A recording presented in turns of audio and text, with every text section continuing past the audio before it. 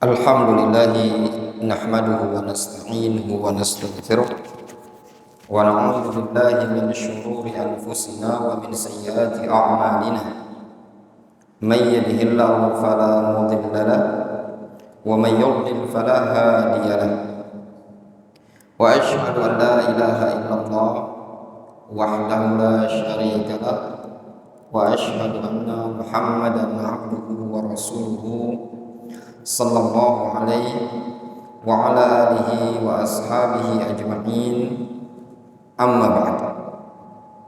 Kita lanjutkan kajian kita dari kitab At-Ta'liqat Al-Jaliyah 'ala Al-Muqaddimah Al-Aqdiyah.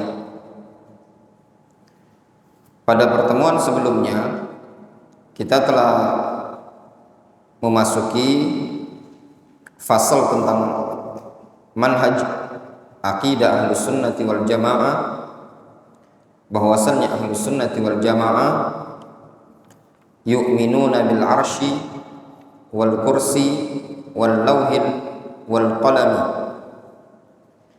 Kita masuk pada pembahasan berikutnya, wa annal Qur'an kalamullah haqiqatan ghairu makhluqin. Al-Quran adalah kalamullah secara hakiki, ghairu makhluk, dan bukan makhluk. Al-Quran kalamullah, bukan makhluk. Di sini disebutkan Al-Quran kalamullahi haqiqatan. Al-Quran adalah kalamullah secara hakiki. Maknanya Al-Quran itu betul-betul kalamullah. Ya, Al-Quran betul-betul kalamullah, bukan kalam Jibril, bukan kalamnya Nabi kita Muhammad SAW, bukan kalamnya makhluk. Di sini disebutkan madhabu ahli sunnati wal jamaah, madhab Ahlus Sunnati wal Jamaah, annal Qur'an kalamullah, bahwasanya Al-Quran adalah kalamullah, munazzalun ghairu makhluqin. Al-Quran adalah kalamullah yang diturunkan, ghairu makhluk, dan bukan makhluk. Ya, Al-Quran kalamullah yang Allah Subhanahu wa taala turunkan, dan Al-Quran bukan makhluk. Apa maksudnya? Al-Quran adalah kalamullah hakikatan, betul-betul Allah SWT yang berbicara, bukan Jibril, bukan juga ucapan Nabi kita Muhammad SAW. Minhu bada'a wa ilaihi ya'ud. Darinya Al-Quran berasal, wa ilaihi ya'ud, dan kepadanya Al-Quran akan kembali. Al-Quran datang dari Allah dan akan kembali kepada Allah Azza wa Jalla. Qala Allah Subhanahu wa ta'ala, wa in ahadun minal musyrikin istajaraka fa'ajirhu hatta yasma'a kalamullah thumma ablighu ma'manah dzalika bi annahum qaumun la ya'lamun. Wa in ahadun minal musyrikin, kalau seandainya ada seseorang dari kalangan kaum musyrikin, istajarok, yang meminta perlindungan kepada engkau, fa'ajir hatta yasma'a kalamullah, maka berikan perlindungan kepada dia sampai dia mendengar kalamullah, mendengar Al-Quran. Maksudnya kalau ada kaum musyrikin datang ingin meminta perlindungan kepada kita kaum muslimin, ingin meminta perlindungan kepada Nabi kita Muhammad SAW, maka lindungi dia hatta yasma'a kalamullah, sampai dia mendengar kalamullah. Apa maksud kalamullah di sini? Yaitu Al-Quran. Summa ablighu ma'manah, kemudian sampaikan dia ke tempat yang aman. Dzalika bi annahum qaumun la ya'lamun. Yang demikian itu dikarenakan mereka adalah kaum yang la ya'lamun, yang tidak tahu. Jelas ya ikhwan? Jadi Al-Quran adalah kalam Allah. Ini prinsip Ahlus Sunnah wal Jamaah. Man qala bi annal Qur'an makhluk fahuwa kafir. Siapa yang mengatakan Al-Qur'an adalah makhluk, maka dia kafir, keluar dari agama Islam. Jadi prinsip Ahlus Sunnah wal Jamaah yang dibawa oleh Nabi kita Muhammad SAW dan juga diyakini oleh para sahabat, dari generasi sahabat ke generasi setelahnya ke generasi setelahnya, mereka semua meyakini Al-Quran adalah kalamullah, bukan makhluk. Ini ya ikhwan, keyakinan yang seperti ini, prinsip yang seperti ini adalah prinsip yang membuat Imam Ahmad diakui ketegarannya sebagai imam Ahlus Sunnah wal Jamaah. Pada masa pemerintahan di zamannya Imam Ahmad, beliau diuji dengan pemerintah yang punya pemahaman Jahmiyah, yang memaksakan rakyatnya untuk meyakini bahwasannya Al-Quran adalah makhluk. Siapa yang tidak mengatakan Al-Quran adalah makhluk, maka akan disiksa.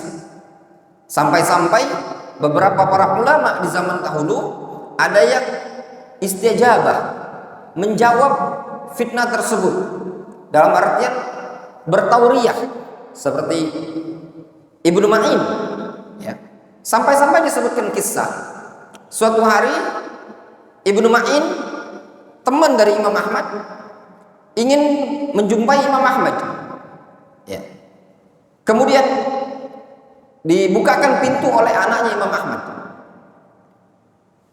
Bahasa kitanya, "Dul, mana bapak kau?" Nah, kata Imam Ahmad, "Lo usah suruh masuk." Padahal kawan bapaknya. Ditanya kenapa? Kata Imam Ahmad, "Kenapa dulu engkau tidak tegas gitu loh, ya, mengatakan Al-Quran makhluk, Al-Quran kalamullah, bukan makhluk. Kenapa tidak tegas?" Katanya Ibnu Ma'in, "Saya itu tidak kuat, punggung ini dicambuk." Gitu. Sampai sebagian mereka para ulama ada yang mengatakan Taurat, Injil, Zabur, Al-Quran, hadhi kalamullah. Ya, sampai sebagian para ulama bertauriyah. Tauriyah itu ngakali bahasa kitanya. Injil, Taurat, Zabur, Al-Quran, hadhi kalamullah. Ini adalah kalamullah. Apa ini di sini maksudnya? Jari jemari. Ya. Sampai dia bilang gitu. Ini adalah kalamullah. Hafal.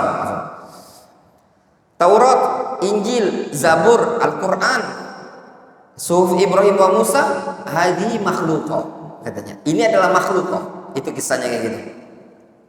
Maksudnya makhluk itu apa? Ini jari jemari ini makhluk. Orang yang dengar mengiranya apa? Mengiranya mereka mengatakan Al-Quran, Taurat, Injil itu adalah makhluk. Dibebaskan. Intinya Imam Ahmad tegar dengan prinsip seperti ini, dan itu prinsip yang benar ya ikhwan. Al-Quran kalamullah. Allah berbicara bisautin wa harfin. Allah yang berbicara langsung, didengar oleh Jibril. Jibril menyampaikan kepada Nabi kita Muhammad SAW. Itu keyakinan terkait dengan Al-Quran. Sehingga Al-Quran yang antum hafal ini tadi adalah kalamullah, kalam Ar-Rahman. Allah Subhanahu wa ta'ala yang berbicara langsung. Allah Subhanahu wa ta'ala yang menyampaikan, yang berucap, disampaikan kepada Jibril, didengar oleh Jibril, Jibril menyampaikan kepada Nabi kita Muhammad SAW. Jelas? Wadih? Kemudian wa tauhid dinur rusuli min ladun nuhin ila Muhammadin sallallahu alaihi wasallam. Tauhid adalah agamanya para rasul, dimulai dari Nuh sampai kepada Nabi kita Muhammad SAW. Dalilnya apa? Tauhid itu adalah agama dakwanya para nabi, para rasul.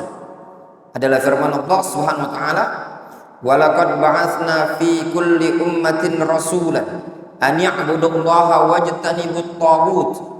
Sungguh kami telah mengutus pada setiap umat itu ada seorang rasul. Tugas rasul tadi apa? an ya'budullaha wajtanibut taghut. Sembahlah Allah dan jauhi taghut. Itu tugas para rasul. Sembah Allah, jauhi taghut. Sembah Allah, jauhi taghut. Itu saja dakwanya para nabi, para rasul. Jadi pada setiap umat-umat terdahulu, ketika diutus para nabi, para rasul, dakwah mereka apa? Sembahlah Allah, jauhi taghut. Apa itu taghut? Ada yang tahu? Taghut apa? Hah? Syaitan. Tuh satu diantaranya syaitan. Yang lain? Tunjuk tangan. Yang tahu? Rifki. Taghut. Apa taghut? Menyembah selain Allah Subhanahu wa taala.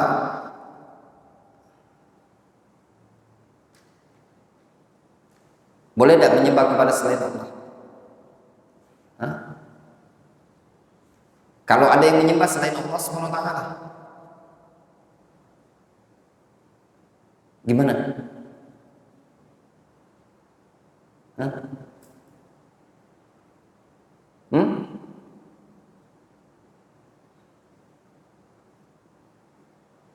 Kullu ma ubida min dunillah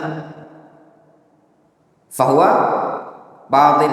Segala sesuatu yang disembah selain Allah adalah batil. In ubida fabi batilin. Kalau disembah maka dia batil. Jelas ya? Sesembahan yang benar adalah Allah Subhanahu wa taala. Taghut itu adalah kullu ma tajawazaha bihil abdu haddahu min masbu'in aw muta'in min ma'budin aw masbu'in aw muta' wa ru'usun khumsah. Ya benar. Pentolannya ada 5. Apa saja 5? Hah? Hah? Apa?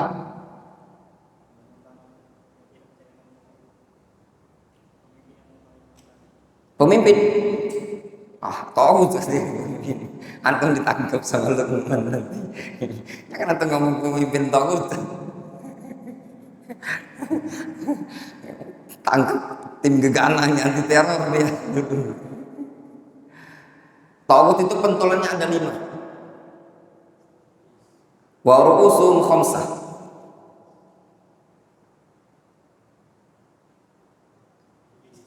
Iblis 1. Ahmad. Wa ru'usum khamsah. Pentolan taghut itu ada 5. 1 iblis.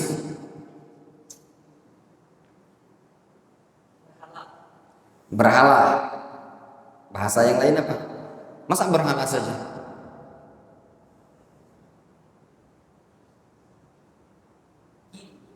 Jin. Tadi iblis dah.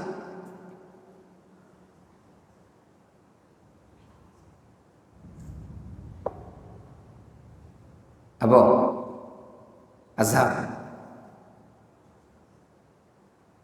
Marak. Berhala yang disembah. 1 iblis. Yang kedua, kullu ma ubida min dunillah wa huwa radin. Segala sesuatu yang disembah selain Allah.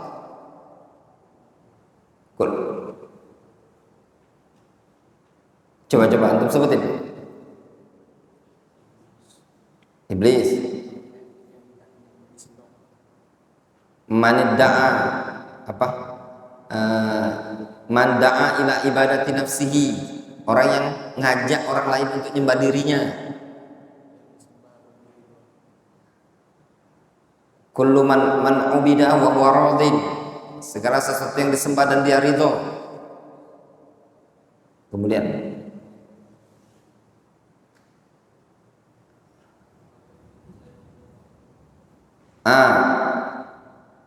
benar. Masa antum antum jangan ngarang-ngarang.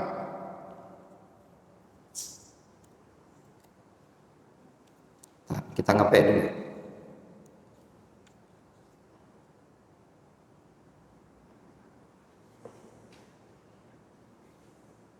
Benar, ya. Iblis, man ubida wa huwa radin, yang disembah dan dia ridha disembah.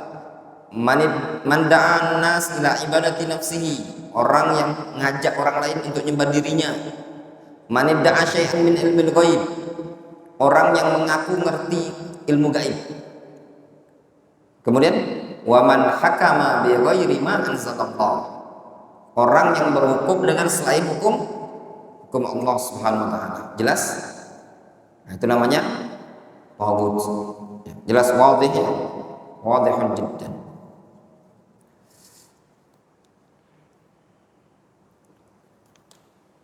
Kita lanjutkan.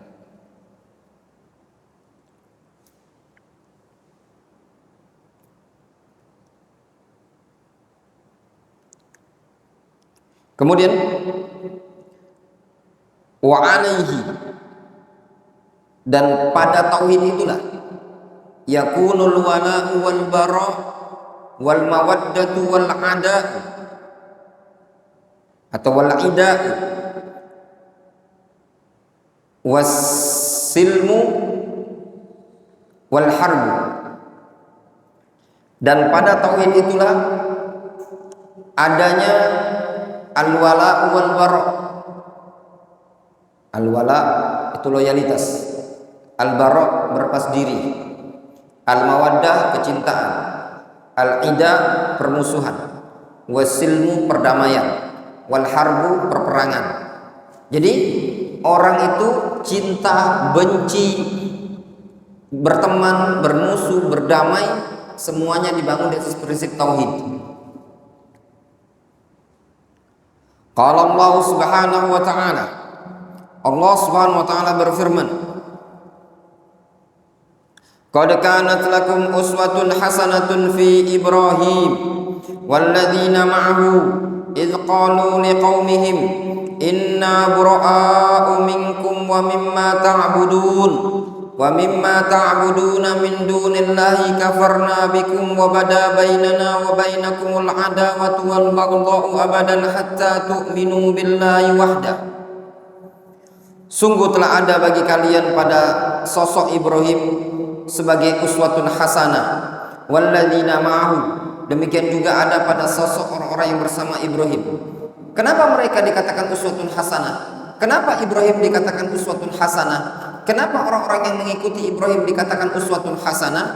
Idz qalu liqaumihim, karena mereka mengatakan kepada kaumnya, inna bura'a'u minkum wa mimma ta'budun min dunillah, sesungguhnya kami berlepas diri dari kalian dan dari segala sesuatu yang kalian sembah selain Allah Subhanahu wa taala. Kafarna bikum wa bada bainana wa bainakumul adawatu wal baghdha'u abadan hatta tu'minu billahi wahdah. Kami ingkari kalian, kami kufuri kalian.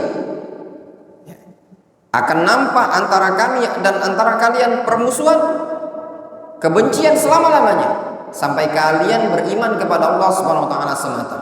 Ini ucapan Nabiullah Ibrahim dan orang-orang yang beriman kepada Ibrahim, orang-orang yang mengikuti Ibrahim. Apa ucapan mereka? Inna bura'a'u minkum wa mimma ta'budun, sesungguhnya kami berlepas diri dari kalian dan dari segala sesuatu yang kalian sembah. Antum lihat ucapan Ibrahim dan kaumnya apa? Inna bura'a'u minkum wa mimma ta'budun, sesungguhnya kami berlepas diri dari kalian. Dari kalian dari siapa ini? Dari kaum musyrikin. Wa mimma ta'budun, dan kami berlepas diri dari segala sesuatu yang kalian sembah. Ini dikenal dengan apa? Al-bara'atu minasyirki wa ahlihi, berlepas diri dari kesyirikan dan pelaku kesyirikan. Jelas? Jadi bukan istilahnya tuh kita benci syirik tapi tidak benci kepada pelakunya, bukan.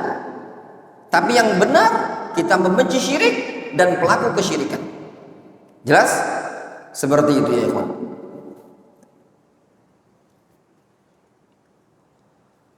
An Ibnu Umar radhiyallahu anhu anna Rasulullah sallallahu alaihi wasallam qala, dari Abdullah bin Umar bahwasanya Rasulullah SAW beliau bersabda, Umirtu an uqatilan nas hatta yashhadu an la ilaha illallah wa anna Muhammadan Rasulullah wa yuqimus shalah wa yu'tuz zakah fa idza fa'alu dzalika asamu minni dima'ahum wa amwalahum illa bihaqqil Islam wa hisabuhum 'ala Allah.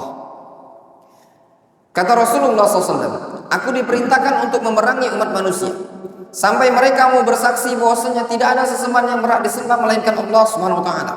Muhammad adalah utusan Allah, mendirikan salat, menunaikan zakat. Kalau mereka melakukan hal tersebut, maka mereka terjaga dariku berupa harta, berupa darah, harta, melainkan dengan haknya Islam. Wa hisabuhum 'ala Allah, dan hisabnya nanti biar Allah SWT yang menghitungnya. Intinya orang yang sudah mengucapkan asyhadu an la ilaha illallah, mendirikan salat, bayar zakat, maka tidak akan diperangi oleh Nabi SAW. Jelas? Jelas ya ikhwan? Orang yang tidak diperangi oleh Rasul ketentuannya apa? Hah? Mengucapkan dua kalimat syahadat, kemudian mendirikan salat, kemudian bayar zakat. Dari hadis ini diambil faedah, berijtihadlah Abu Bakar As-Siddiq.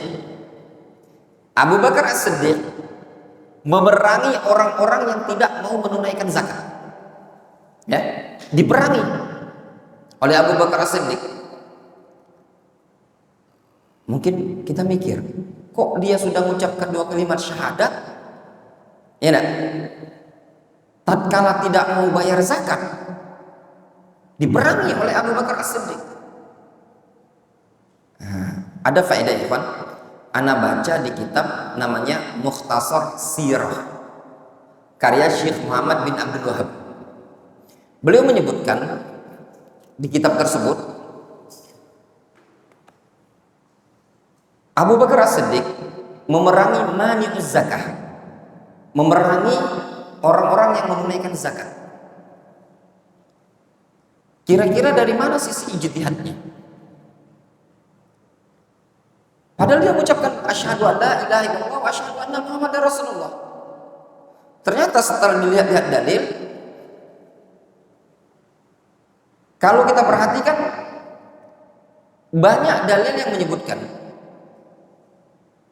syarat terjaganya darah adalah disebutkan juga bayar zakat, mendirikan sholat.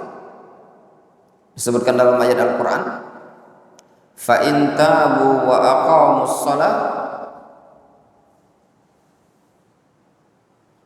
Ada yang hafal ayatnya? Antum hafal? Fa in tabu wa aqamus sholat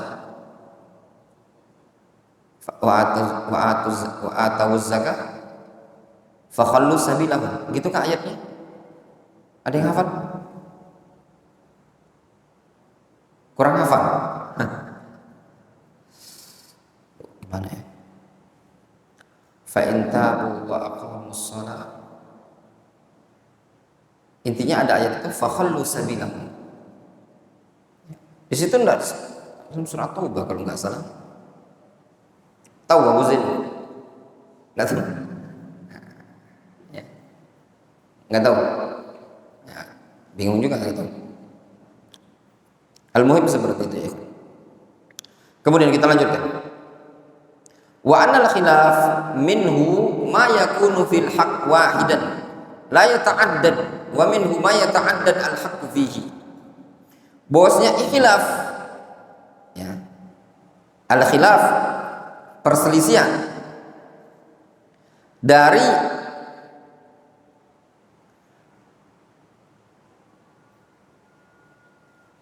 hal tersebut ma yakunu fil haqq wahidan la yata'addad, itu khilaf yang padanya al-haq itu adalah satu, la yata'addad, tidak akan berbilang. Wa minhu, dan pada agama tersebut ada yang khilafnya ma yata'addad al-haq fihi, ada yang khilafnya tadi berbilang. Jadi al-khilaf, perselisihan yang ada yang perselisihannya jumlahnya banyak, ya. Benernya tuh banyak. Ada yang perselisihan benernya cuma satu. Difahami? Jadi yang memang ada khilaf itu macam-macam. Ada yang khilaf itu al-haq cuma satu. Ada yang khilafnya itu al-haq itu banyak. Dalam agama ini tadi. Oleh karenanya antum ketika melihat khilaf, jangan antum langsung biasalah ini khilaf, ini khilaf. Enggak boleh kayak gitu. Antum perlu meninjau, melihat. Tidak setiap yang dikhilafkan semuanya adalah al-haq. Bisa jadi khilaf tersebut antara al-haq dan batil. Yang benar itu cuma satu. Jelas? Nah, seperti itu. Wasani, dan yang kedua, la yuhdits bainahum furqatan wala adawatan. Dan khilaf di tengah-tengah ahlus sunnah tidak akan memunculkan perpecahan dan permusuhan. Ini khilaf yang terjadi di kalangan ahlus sunnah. Khilaf di kalangan ahlus sunnah tidak akan memunculkan perpecahan dan permusuhan. Dikatakan oleh Syekhul Islam Ibnu Taimiyah dalam kitab Iqtida'is Siratil Mustaqim fi Bayanil Ikhtilaf. Kata Ibnu Taimiyah ketika menjelaskan tentang jenis-jenis perselisihan, kata beliau, amma anwa'ul ikhtilaf fahiya fil asli qisman, ikhtilafu tanawwu'in wa ikhtilafu tadad. Kata Ibnu Taimiyah, adapun ikhtilaf, perbedaan perselisihan, pada asalnya ada dua macam. Ada yang ikhtilaf tanawwu', ikhtilaf yang beragam. Ada yang ikhtilaf tadad, ikhtilaf yang kontradiksi, tolak belakang. Wa ikhtilafu tanawwu' ala wujub. Ikhtilaf tanawwu' itu bermacam-macam. Minhu ma yakunu kullu wahidin minal qaulain awil fi'lain haqqan masyru'an. Ada yang khilaf dari masing-masing dua pendapat atau dua perbuatan tersebut, ada yang hak masyru', ada yang benar dan disyariatkan. Kama fil qira'at allati ikhtalafa fiha sahabat. Sebagaimana ikhtilaf yang terjadi tatkala para sahabat berselisih, hatta zajarahum Rasulullah SAW, sampai-sampai Nabi SAW menghardik mereka. Waqal, apa kata Nabi SAW ketika para sahabat berselisih tentang bacaan? Ada yang membaca dengan bacaan ini, ada yang membaca dengan bacaan ini. Apa kata Nabi SAW? Kilakuma muhsin, kedua-dua kamu, masing-masing kalian benar, bagus. Wa mithlu ikhtilaful anwa' fi sifatil adzan wal iqamah wal istifta' wat tasyahudat wa salatil khauf wa takbiratil id wa takbiratil janazah ila ghairi dzalika mimma qad syuri'a jami'uhu. Dan yang semisalnya seperti ikhtilaf pada jenis-jenis tentang tata cara azan, iqamah, macam-macam ya. Iftitah, doa iftitah juga macam-macam, tasyahud juga macam-macam, salatul khauf juga macam-macam, takbiratul id, takbir id juga macam-macam, takbiratul janazah, takbirnya berapa kali jenazah itu macam-macam juga. Ila ghairi dzalika. Dan yang selain itu mimma qad syuri'a jami'uhu, dari perkara-perkara yang memang semuanya disyariatkan. Wa in kana qad yuqal ila inna ba'dhu anwa'i afdal, meskipun bisa dikatakan sebagiannya ada yang lebih afdol dibandingkan sebagian yang lain, tapi semuanya ikhtilaf, masing-masingnya punya dalil. Summa najid di katsirin minal ummah fi dzalika minal ikhtilaf. Kemudian kata Ibnu Taimiyah, kemudian kita dapati pada kebanyakan umat ini adanya perselisihan. Ma'ujaba iqtital tawaif minhum ala syafi'il iqamah wa itariha.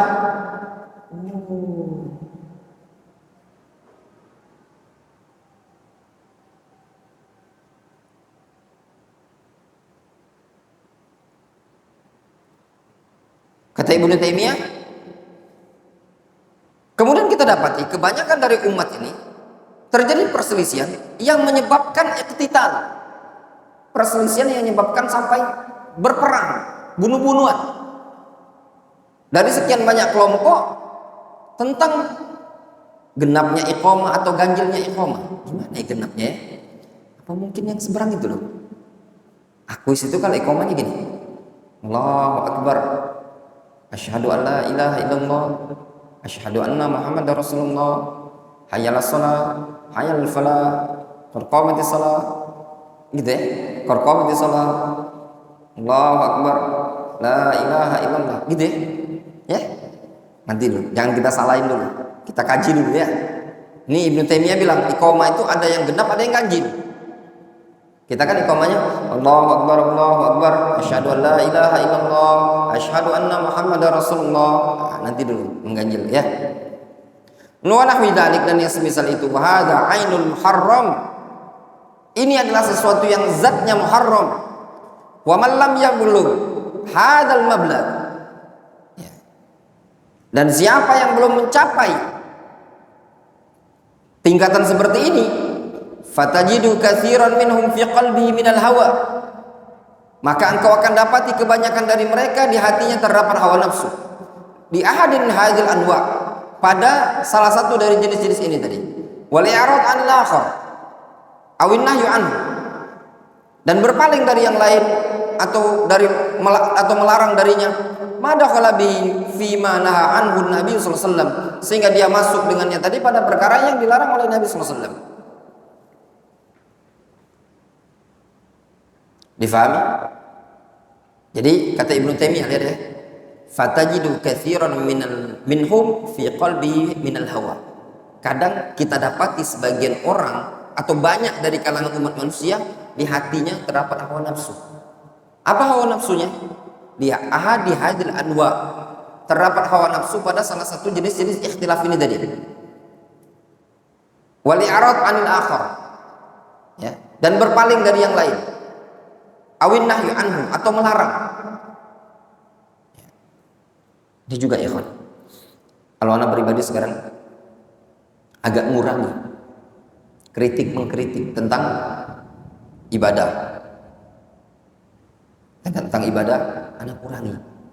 Ya. Ada salah seorang ustaz. Sebenarnya memang benar, ulama juga ada. Tapi nampaknya perlu kita redam gitu ya. Perselisihan itu. Sebagian orang membid'ahkan sholat tarawih 4-4-3. Memang iya, ada ulama yang membid'ahkan. Tapi menurut anak lebih baik kita redam, karena memang masalah khilaf. Takutnya tadi yang disebut Ibnu Taimiyah, kita terlalu mengikuti hawa nafsu gitu. Biar ada dalilnya. Ya. Kita antum lihat, anak kurang kan terlalu fokus ke amaliyah. Amaliyah itu perlu kita mengkaji ulang. Ya. Yang sering anak kritik sekarang metode dakwah. Dakwahnya udah kayak gini, metode-metode pendidikan, metode pengajaran. Nah ini anak kritik ya. Terlalu dimodifikasi. Kalau masalah amaliyah ibadah ini udah lebih baik kita mengkaji. Ada orang mau mati, bacain surat Yasin. Yasin wal Qur'anil Hakim. Ini orang udah mau mati, sakaratul maut, bacain surat Yasin. Kata Syekh Shalih Fauzan, sunnah. Itu tanya sama salafi, bid'ah. Ya benar. Nah itu tadi. Berarti ustaz ini pemahamnya sudah bid'ah. Inti yang bid'ah, kurang belajar. Rujukannya mana? Rujukannya itu Mulakhas Fikih. Dulu ada beberapa ustaz ngajar di Faza Islamic School itu. Anda sebut saja Ustaz Muhammad Rafi, Ustaz Sulhan Abdul Khair, Ustaz Dika, itu pernah belajar sama anak. Ya. Duduk datang ke Darul Hadis, kita masih rumah tahfiz di sana. Sampai mereka tuh belikan anak buku, kitabnya ada di sana. Mulakhas Fikih. Minta bacakan sama anak bacakan. Anak pakai Masjid Al Jannah. Nongkrong di situ, ya. Nah, nongkrong sampai yang ingat waktu itu didatangi pengurus masjid. Pengurus atau apa? Sudah izin belum sama pengurus? Oh cukup Pak. Kami ini ngajar di sekolah situ. Ya. Duduk di sini sambil nak baca buku. Bukan apa pengajian. Buku ini baik juga. Belum tentu kamu ngerti paham. Juga buku ini. Tak marah anak waktu itu. Ya. Cuman bertiga kan, bukan pengajian rame-rame. Izin dulu sama pengurus. Cuma duduk baik gitu. Ya. Mungkin bapaknya lah mati dulu. Ya enggak? Atau pelempang ini pelit nih. Duduk ngumpul berdua baca buku lagi tidak boleh. Ya. Nah, disebutkan di buku itu, ya, lagi baca-baca, anak bacakan. Nah, disebutkan di Mulakhas Fikih itu, Syekh Shalih Al Fauzan menyatakan sunnah membacakan Yasin kepada orang yang akan meninggal dunia. Jadi kalau antum punya gede, ya, punya gede, nak menjelang kematian, bacakan surat Yasin, Yasin wal Qur'anil Hakim. Nah, jangan antum bilang bid'ah. Paham? Ya benar. Untuk perlu mengkaji. Antum lihat banyak masjid-masjid salafi itu tidak ada tongkatnya kecuali Darul Hadis. Ya enggak? Ya enggak Kak Didi? Cobalah lihat dalil dulu. Lihat dalil. Jangan lihat ulama. Entah apa memang betul melihat ulama atau memang mengkaji atau tidak. Syekh Al-Albani mengatakan bid'ah. Ya, Syekh Al-Albani mengatakan bid'ah.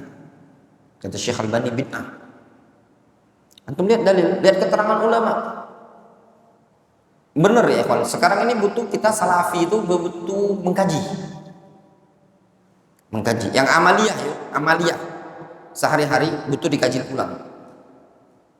Jangan langsung membid'ahkan. Butuh mengkaji.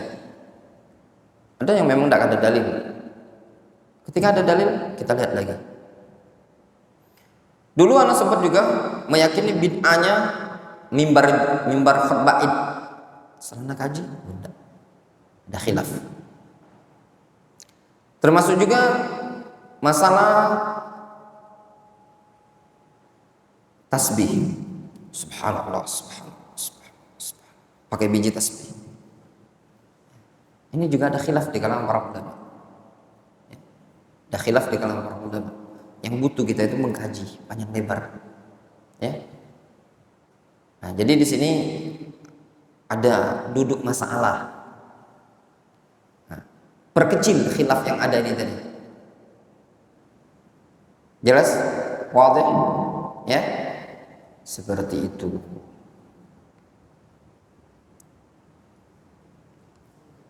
Hah? Sudah masuk? Azan, azan.